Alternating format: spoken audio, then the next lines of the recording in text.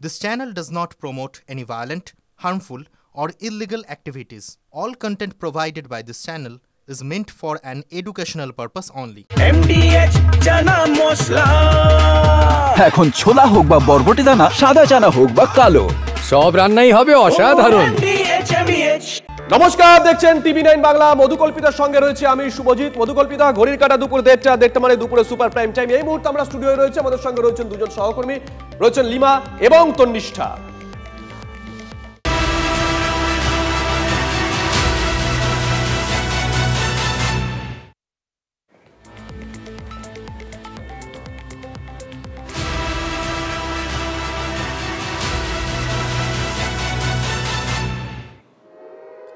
আর শুরুতেই মধ্যপ্রাচ্যে মহাযুদ্ধের খবরের দিকে নজর রাখতে হচ্ছে। ইসরায়েলের হামলা, জোরালো প্রতিশোধ নিয়েছে ইরান। অপারেশন রাইজিং লায়নের পাল্টা অপারেশন ট্রু প্রমিস 3। বড় খবর নিঃসন্দেহে, ইরানের মিসাইল হামলায় কেঁপে উঠল তেল আভিভ। 65 মিনিটে অন্তত 300টি ব্লাস্টিক মিসাইল ছিল ইরান। ফের হামলা চালিয়েছে ইসরায়েল। তেহরান দাবি করছে তাদের মূল লক্ষ্য ছিল ইসরায়েলের সেনাঘাঁটি। ছবি দেখাবো আপনাদেরকে, এরপরে তথ্য দিলাম, এরপরে ছবি আপনাদেরকে দেখাবো, একেবারে এক্সক্লুসিভ ছবি। একটার পর একটা ছবি শুভজিৎ আমরা দেখাচ্ছি, লাগাতার সেই ছবিগুলো দেখাচ্ছি যেখানে দেখা যাচ্ছে অপারেশন ট্রু প্রমিস 3-তে ইসরায়েলের এখনো পর্যন্ত দুজনের মৃত্যুর কথা জানা গিয়েছে। আহত হয়েছে অন্তত পক্ষে 65 জন। অন্যদিকে গতকাল ইরানের 330টির বেশি জায়গায় হামলা চালায় ইসরায়েল। আজ ইরানের হামলার পর ফের পাল্টা হামলা চালিয়েছে ইসরায়েল। ইরান দাবি করছে ইসরায়েলের হামলায় এখনো পর্যন্ত সেনাপ্রধান, পরমাণু বিজ্ঞানী সহ 78 জনের মৃত্যু হয়েছে, আহত প্রায় 350 জন। আমরা একের পর এক ছবি আপনাদেরকে এই মুহূর্তে শুভজিৎ যে তথ্যগুলো দিচ্ছে তার পাশাপাশি আপনাদেরকে জানিয়ে রাখবো, ইরান এবং ইসরায়েলের মধ্যে যে যুদ্ধ হচ্ছে সেই যুদ্ধ ক্রমশ তার ধাপে ধাপে বাড়ছে দেখা যাচ্ছে। তাদের যে টার্গেটগুলো সেগুলো আমরা দেখতে পাচ্ছি ইসরায়েল একেবারে গুনে গুনে ধরে একেবারে ইরানের যে সমস্ত পরমাণু কেন্দ্রগুলো রয়েছে বা যারা বিজ্ঞানীরা রয়েছে তাদেরকে টার্গেট করছে, যাতে কোনো রকমভাবে তারা রিটালিয়েট না করতে পারে। এখনো অবধি তাদের এই গতি কতটা বেড়েছে সমস্তটাই জানবো। আমাদের প্রতিনিধি সায়ন্ত আমাদের সঙ্গে রয়েছেন সরাসরি। সায়ন্ত, আমরা দেখছি ইরান এবং ইসরায়েলের মধ্যে এই যুদ্ধ চলছে এবং তার মধ্যে ইসরায়েল তাদের যে গতি সেই গতি বাড়াচ্ছে, অ্যাটাকের গতি বাড়াচ্ছে, সেখানে ইরান তাদের পক্ষে কি প্রত্যাঘাত করা সম্ভব হবে? এখন অবধি তাদের কি অবস্থা? দেখো, তুমি যদি অস্ত্র সম্ভারের বিচারে তুমি বিষয়টি দেখো, তাহলে কিন্তু ইসরায়েলের কাছে যে মিসাইল এবং অস্ত্র ভান্ডার রয়েছে তা কিন্তু ইরানের থেকে অনেকটাই বেশি। কিন্তু ইরানের যেটা রয়েছে, ইরানের কিন্তু ক্যাপাবিলিটি সাবমেরিন বা অন্যান্য নৌবহরের সংখ্যাও কিন্তু খুব একটা কম নয়। কিন্তু ইসরায়েলের কাছে এয়ার ডিফেন্স সিস্টেম যেটা হচ্ছে আয়রন ডোম, যে প্রথম তিনটি যে যেটা এয়ার ডিফেন্স সিস্টেম হয়, সেই প্রথম 3টি এয়ার ডিফেন্স সিস্টেমের মধ্যে এই আয়রন ডোম পড়ে। স্বাভাবিকভাবেই এই আয়রন ডোম দিয়ে কিন্তু গোটা ইসরায়েলের আকাশ সম্পূর্ণ মুড়ে ফেলা হয়েছে। বিশেষ করে জেরুজালেম এবং তেল আভিভে যখন হামলা হয়, যখন ইরান পরপর প্রায় 300টির কাছাকাছি ব্যালিস্টিক এবং ক্রুজ মিসাইল ছুটতে থাকে, তখন কিন্তু ইসরায়েল তার সামরিক ঘাঁটিগুলো এবং যে সামরিক ঘাঁটি যে শহরগুলোতে মূলত তাদের ইনস্টলেশন গুলো রয়েছে, সেই ইনস্টলেশন গুলোতে সম্পূর্ণ আয়রন ডোম দিয়ে মুড়ে দেয়। সেই কারণে কিন্তু সেই যে ধরনের আঘাত হওয়ার কথা ছিল, সেই আঘাত কিন্তু ইসরায়েলে হয়নি। সেই জায়গায় তেল আভিভ এবং জেরুজালেমে আঘাত হয়েছে। দুজনে এখন মধ্যে প্রাণহানির খবর এসেছে এবং বেশ কিছু জায়গায় তছনছ হয়ে গিয়েছে। কিন্তু পাল্টা তুমি দেখো, ইসরায়েলের যে হামলা হয়েছে বা যে ধরনের আক্রমণ করছে, এয়ার স্ট্রাইক বা যে ধরনের মিসাইল ছুটেছে 333টার কাছাকাছি, তাতে কিন্তু ইরানের পরমাণু ঘাঁটি শুধু নয়, পরমাণু যে গবেষণাগার, এমনকি 6 জন পরমাণু বিজ্ঞানী তারা পর্যন্ত নিহত হয়েছে। স্বাভাবিকভাবে ইসরায়েলের যে সুকৌশল রণকৌশল যেটাকে বলা হয়, সেই রণকৌশল বা তাদের যে প্ল্যান সবকিছু কিন্তু তাদের খুব সাকসেসফুল ভাবে করতে পেরেছে। এখনো পর্যন্ত যে খবরগুলো আমরা পেয়েছি, দর্শকদের আরো একবার দিয়ে রাখি, এখনো পর্যন্ত যে কটা শহরে হামলা চালানো হয়েছে তার মধ্যে রয়েছে তেল আভিভ, হাইফা, জাফা, জেরুজালেম এবং ওয়ারা। ছবি একবার দেখাই, তেল আভিভের ছবি, গতকাল স্ট্রাইকের ছবিটা আপনাদেরকে দেখাচ্ছি। দুটো ছবি একসঙ্গে, গতকালের ছবিটা আগে দেখাই মধুকল্পিতা। এই হচ্ছে গতকালের ছবি, দেখুন বাছাই করে হামলা করা হয়েছে, একেবারে প্রিসিশন স্ট্রাইক যাকে বলে, নির্দিষ্ট জায়গা লক্ষ্য করে সেখানে হামলা করা হয়েছে। যে ছবি আমরা গতকাল রাতে আপনাদেরকে দেখিয়েছিলাম, তেল আবিবের ছবি আমরা দেখাচ্ছি। মধুকল্পিতা, আজকে সকালের ছবিটা এবং গতকালকে যে হামলার ছবি যেটা শুভজিৎ দেখাচ্ছিল, তারপরে আজকে সকালের ছবিটা দেখুন, একেবারে লোকালয়ে হামলা এবং তেল আবিবে যেখানে উদ্ধার কাজ, সেই উদ্ধার কাজ চলছে। দেখুন কার্যত ধ্বংসস্তূপে পরিণত হয়েছে, সেই ছবিটা দেখাচ্ছি আমরা লাগাতার। শুভজিৎ, গতকালকের হামলা, সেই হামলা যে কতটা ভয়াবহ সেটা স্পষ্ট হয়ে যাচ্ছে আজকের এই সকালের ছবিটা দেখলে। একদমই, এখনো পর্যন্ত যে খবরগুলো আমরা পেয়েছি, তেল আবিবের ছবি আমরা দেখাচ্ছি, এর পাশাপাশি হামলা চালানো হয়েছে হাইফাই, জাফা, জেরুজালেম এবং ওয়ারা, এতগুলো জায়গাতে একসঙ্গে হামলা চালানো হয়েছে, যদিও তার পাল্টাও দেওয়া হয়েছে ইসরায়েলের তরফ থেকে।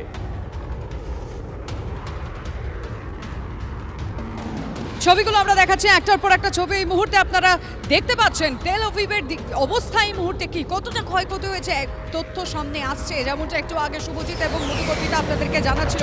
এক্সপার্টদের সঙ্গে আমরা কথা বলবো, কারণ এক্স্যাক্টলি এমন একটা জায়গাকে বেছে নেওয়া হয়েছে, কারণ ইসরায়েলের হামলার পর এটা অপেক্ষাই করা হচ্ছিল যে ইরানের প্রত্যাঘাত। এই মুহূর্তে লিমা সেই ছবিগুলো আমরা দেখাচ্ছি এক্সক্লুসিভ TV9 বাংলার পর্দায়। দেখো খুব পরিষ্কার যে কিভাবে হামলা চালানো হয়েছে এবং হামলার পরের ছবিটা, দিনের ছবিটাও কিন্তু লিমা আমরা দেখাচ্ছি এই মুহূর্তে।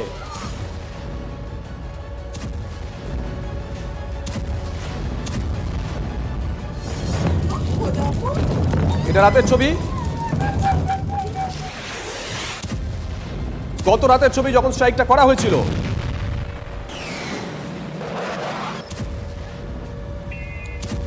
একই সঙ্গে মধুকল্পিতা, 5টা ছবি আমরা দেখাচ্ছি। একেবারে শুভজিৎ, 5টা উইন্ডোর মাধ্যমে আমরা যে ছবিগুলো দেখাচ্ছি, এক একটা মুহূর্তের ছবি দেখাচ্ছি আপনাদেরকে। আপনারা দেখতেই পাচ্ছেন পরপর কিভাবে ক্ষেপণাস্ত্র হামলা হয়েছে, সেই ছবিগুলো দেখুন। কিভাবে রাতের আকাশে ইরানের যে মিসাইল সেগুলো কিভাবে দ্রুত গতিতে চলে আসছে, সেই ছবিগুলো লাগাতার দেখাচ্ছে। আর তারপরে শুভজিৎ যে ছবিগুলো আমরা দেখাচ্ছি, হামলার পরবর্তী যে পরিস্থিতি, তেল আবিবের পরিস্থিতি, ভয়াবহ পরিস্থিতি, সেই ছবিগুলো বিভিন্ন উইন্ডোর মাধ্যমে আপনাদের সামনে তুলে ধরার চেষ্টা করছি। তেহরান থেকে তেল আবিব বিভিন্ন জায়গাতে একেবারে লক্ষ্য করে একের পর এক মিসাইল ছোড়া হয়েছে। আমরা এক্সপার্টদের সঙ্গে কথা বলবো, শুভজিৎ এবং মধুকল্পিতা। এই মুহূর্তে আমাদের সঙ্গে স্ট্র্যাটেজিক এক্সপার্ট রয়েছেন শুভাশিস ব্যানার্জি। শুভাশিস বাবু, এটাকে প্রিসিশন অ্যাটাক বলা যায়, কারণ একদম তেল আবিবের মতো একটা জায়গাকে কেন হামলার জন্য বেছে নেওয়া? ডেসপারেট অ্যাটাক বলতে পারেন, এটাকে কনসলিডেটেড অ্যাটাক বলতে পারেন, এটাকে এমনও বলতে পারেন যে এইটা হচ্ছে এদের মারণ কামড়। এটার পরে হোয়াট টু ডু নেক্সট বোধহয় সেই রাস্তাটা এখনো পরিষ্কার জানে না ইরান। কারণ ইরান যেটা চেষ্টা করেছে সেটা হচ্ছে সে 3-4টা অ্যাটাক তারা সম্ভবত ড্রাফট করেছে, যে 3-4টা অ্যাটাকে ম্যাক্সিমাম ড্যামেজ তেল আবিবকে অর্থাৎ ইসরায়েলের অ্যাডমিনিস্ট্রেশনের উপরে যেটা করতে পারবে।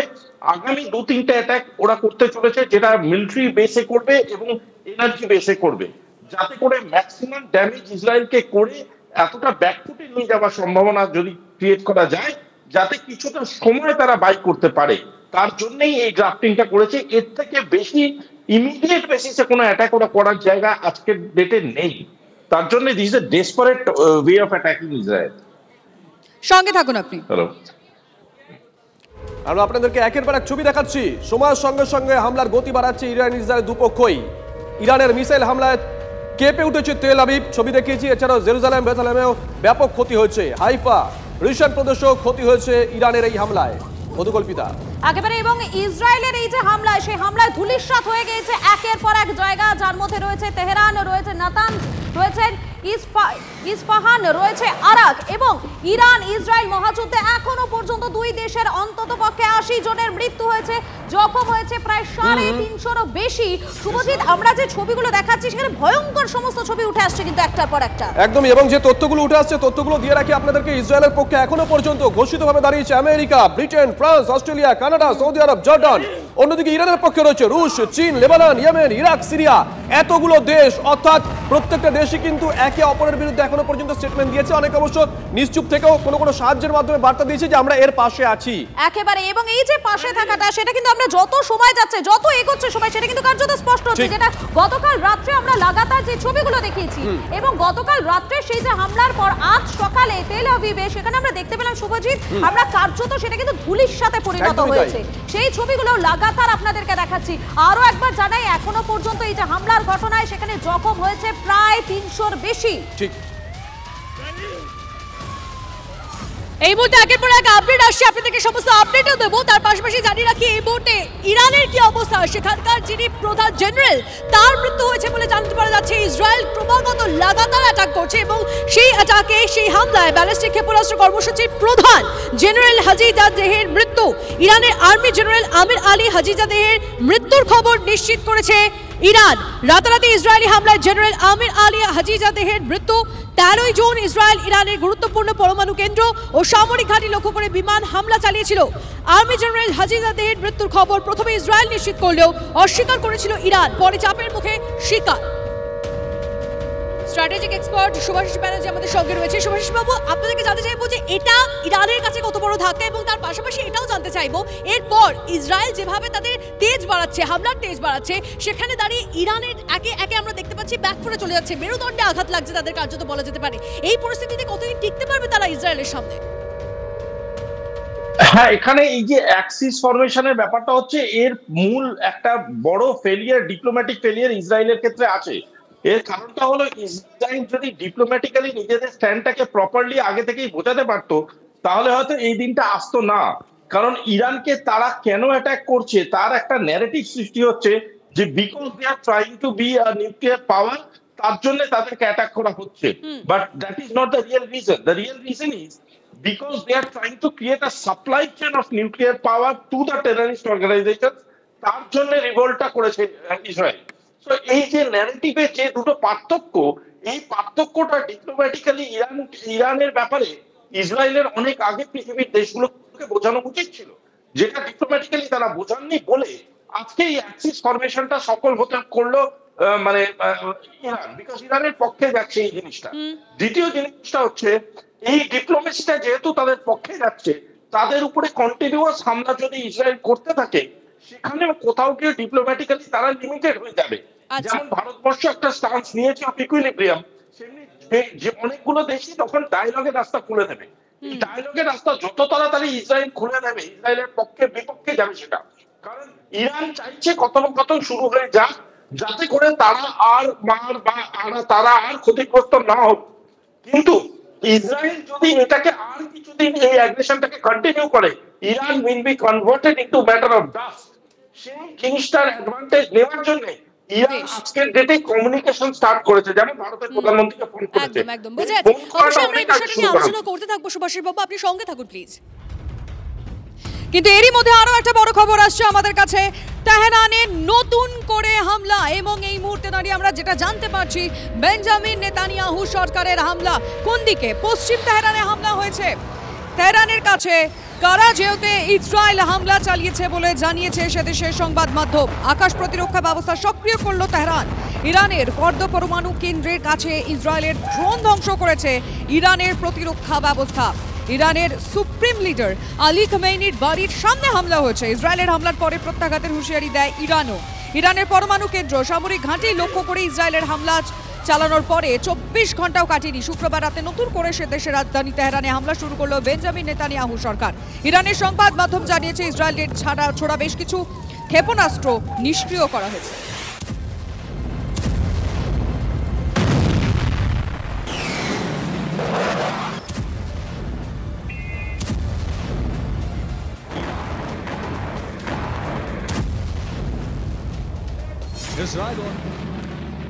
ইসরায়েলের হামলার পর চুপ করে কিন্তু বসে থাকেনি ইরান, সেটা কার্যত স্পষ্ট হয়ে গিয়েছে যতই সময় গিয়েছে। কেননা রাতেই পাল্টা আক্রমণ চালায় ইসরায়েলের রাজধানী তেল আভিভে, সেখানে ধোঁয়ায় ঢেকে যায় পুরো এলাকাটা। শুভজিৎ, আমরা একটার পর একটা সেই ছবিগুলো দেখতে পেয়েছি, এবং এই যে হামলা পাল্টা হামলা, সেটার ছবিটা যত রাত যাচ্ছে, যত দিন যাচ্ছে, যত সময় গড়াচ্ছে, ততই কার্যত স্পষ্ট হয়ে যাচ্ছে।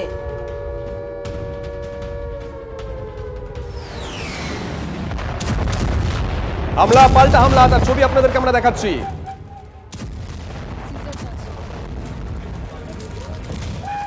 আরো একটি বিষয় শুভজিৎ, ইরানের লক্ষ্য ছিল মূলত ইসরায়েলের যে সামরিক ঘাঁটিগুলো, সেই ঘাঁটিগুলো, এবং বিস্ফোরণের শব্দ শোনা যায় জেরুজালেম এবং তেল আভিভে। এই হামলায় এখনো পর্যন্ত কম করে 5 জন আহত হয়েছেন বলে খবর, এবং ইসরায়েলি সেনার দাবি শুক্রবার রাতে ইরান 100টিরও বেশি ক্ষেপণাস্ত্র হামলা চালিয়েছে। গ্রুপ ক্যাপ্টেন আর কে দাস রয়েছেন এই মুহূর্তে আমাদের সঙ্গে সরাসরি, আমরা চলে যাবো তার কাছে। আপনাকে স্বাগত TV9 বাংলায়।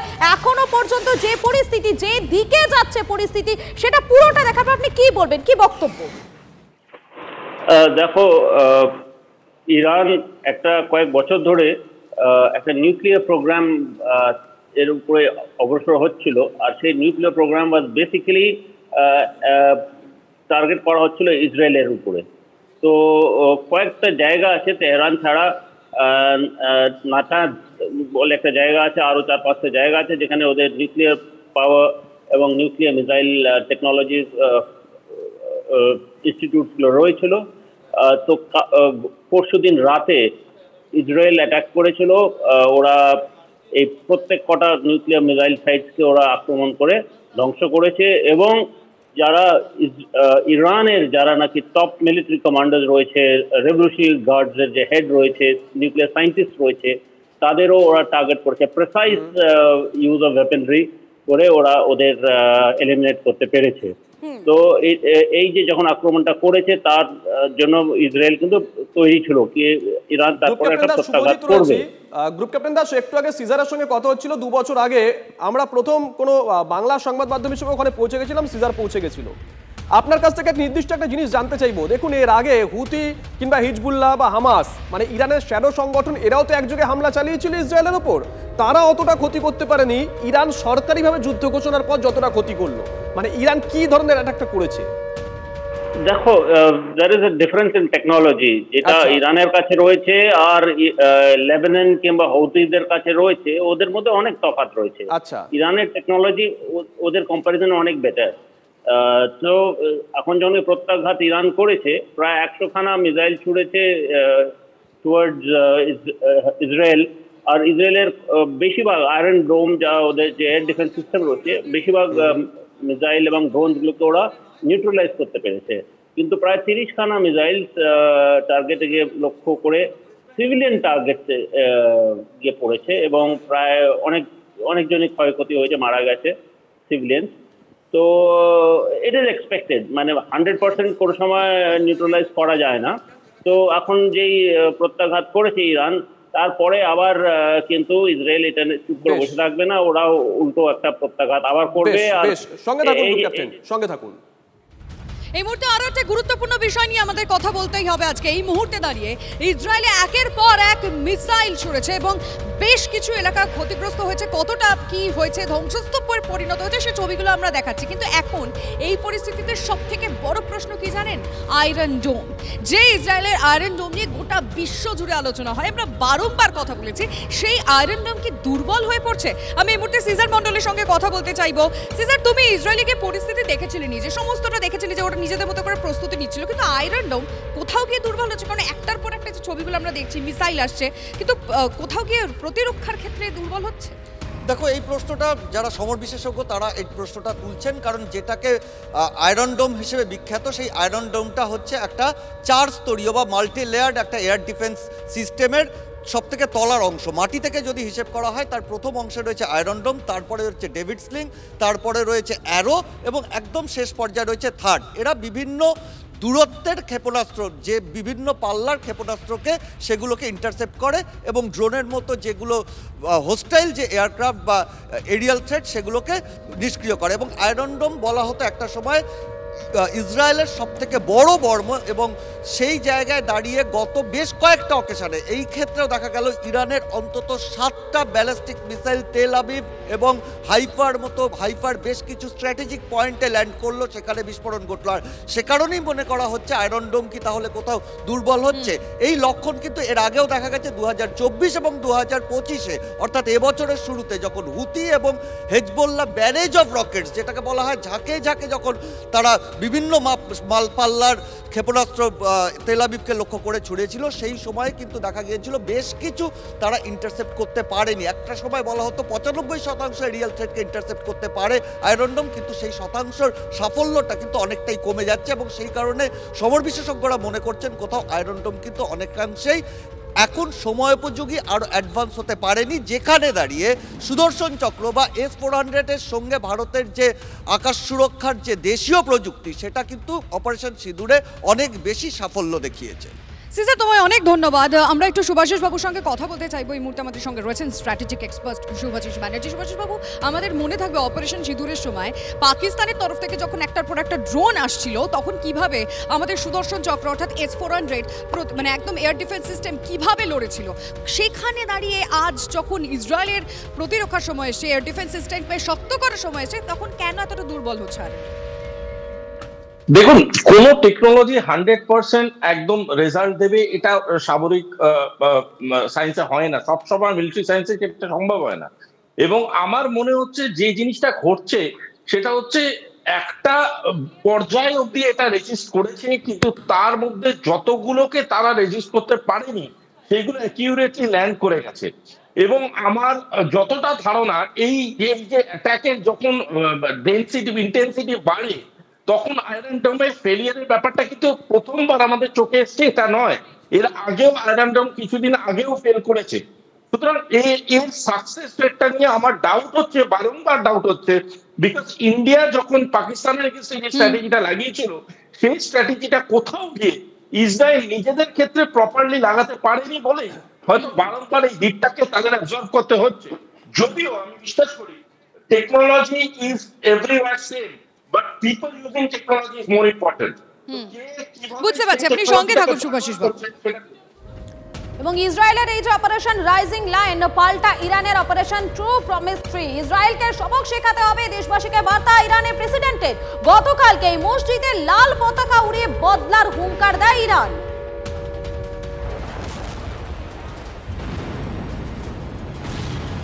মধ্যপ্রাচ্যে মহাযুদ্ধের খবর নজর রাখছি আমরা। গতকাল ভোরে তেহরানে হামলা চালায় ইসরায়েল। গতকাল দুপুরে ইরানের কামরান শাহ, নাতানজ, সিরাজে মিসাইল এবং ড্রোন হামলা চলে ইস্পাহান, আরাকে। জবাবে গতকাল রাতেই 11টায় তেল আবিব, হাইফায় এয়ার স্ট্রাইক করে ইরান।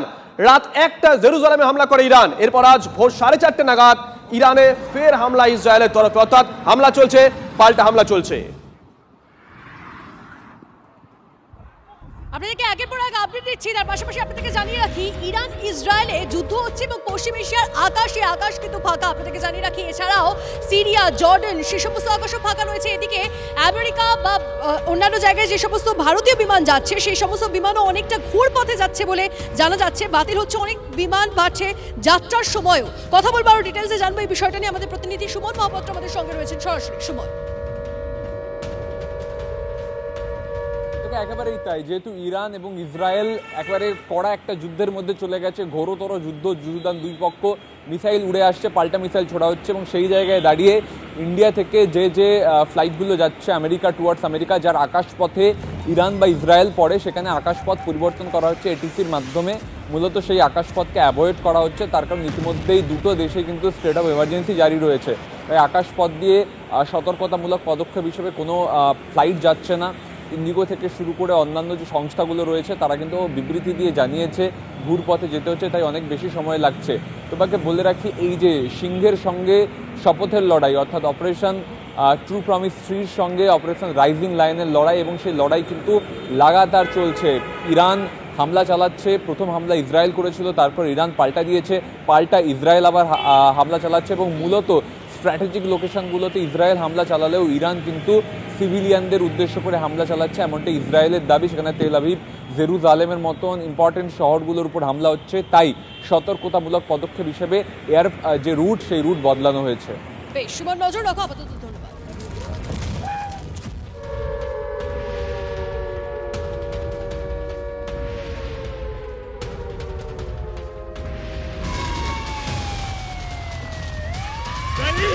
ভারত কিন্তু গোটা বিষয়টার উপর নজর রাখছে, কারণ ইসরায়েল এবং ইরান দুজনের সঙ্গে ভারতের ভালো সম্পর্ক রয়েছে। তাই মধ্যপ্রাচ্যের এই মহাযুদ্ধের দিকে ভারত নজর রাখছে। তবে এই মুহূর্তে জানিয়ে আমাদের দর্শকদের জানিয়ে রাখতে চাইবো, এই যে ইরান ইসরায়েল মহাযুদ্ধ শুরু হয়েছে, এদিকে কিন্তু কড়া নজর রাখছে দিল্লি। এর আগে আপনাদেরকে আমরা জানিয়েছিলাম, যারা ভারতীয়রা রয়েছে তাদেরকে ইতিমধ্যেই কিন্তু দূতাবাসের সঙ্গে যোগাযোগ করতে বারংবার বলা হয়েছে, তারা যাতে সেফ থাকেন সেদিকে কিন্তু দিল্লি নজর রাখছে। মধ্যপ্রাচ্যে মহাযুদ্ধের দিকে নজর, বিবৃতি দিয়ে দুই দেশকে শান্ত হওয়ার অনুরোধ জানিয়েছে দিল্লি। পাশাপাশি দুই দেশে বসবাসকারী ভারতীয়দের নিরাপদ জায়গায় থাকারও পরামর্শ। আমি কথা বলতে চাইবো এই মুহূর্তে গ্রুপ ক্যাপ্টেন দাস আমাদের সঙ্গে রয়েছেন। ক্যাপ্টেন, আপনাদেরকে সরাসরি প্রশ্ন করছি, যারা এই মুহূর্তে ভারতীয়রা এই দুই দেশের মধ্যে রয়েছেন, তাদের এই মুহূর্তে কি করা উচিত বলে আপনার মনে হচ্ছে? অবশ্যই ইতিমধ্যে দিল্লি থেকে চিঠি গেছে। দেখো, এখন যে এয়ার স্পেস রয়েছে, আগে বলে দেই, ইসরায়েল আর ইরানের মধ্যে কিন্তু কোনো কমন বর্ডার নেই। মাঝখানে রয়েছে ইরাক এবং দক্ষিণের দিকে রয়েছে Arabian Sea, Gulf of Persia. তো কমন বর্ডার না হওয়াতে দু দেশের উপর দিয়ে যে ফ্লাইট যেত, ইন্টারন্যাশনাল ফ্লাইট, সেগুলো সব কিন্তু প্রায় বন্ধ হয়ে গেছে, because now this areas are out for civilian air traffic. তো এখন air traffic, international air traffic specially India থেকে ইউরোপ কিংবা মিডল ইস্ট কান্ট্রিজে যাওয়ার জন্য একটা ঘুট পথে যেতে হবে। আর যারা নাকি ইন্ডিয়ান রয়েছে ইরাকে, ইরানে, ইসরায়েলে, তাদের জন্য একটা সমস্যা তো রয়েছেই, কেন কি they have to find refuge, একটা মানে সেফ জায়গা। কেন কি এই যুদ্ধটা এখন যা চলছে, it is likely to escalate, আর আরো বেশি বাড়তে পারে। অ্যান্ড এটা বোধহয় use of missiles and hypersonic missiles যখন নাকি ইউজ হবে, তখন কিন্তু একটা সমস্যা দেখা যেতে পারে। তো যারা নাকি ইন্ডিয়ান রয়েছে তাদের জন্য একটা সতর্কতা গভর্নমেন্ট অফ ইন্ডিয়া জারি করেছে। বেশ, অনেক ধন্যবাদ আপনাকে ক্যাপ্টেন। তবে এই মুহূর্তে দাঁড়িয়ে ব্যাক টু ব্যাক সব বড় খবর এবং যুদ্ধের সব খবর সবার আগে ব্রেক করছে TV9 বাংলা। তাই নজর থাক এই সংক্রান্ত সব খবর এবং বাকি দেশের খবরের জন্য TV9 বাংলায়। আরে কম দে কিন্তু খাঁটি দে। MDH কাশ্মীরি লাল লঙ্কার গুঁড়ো।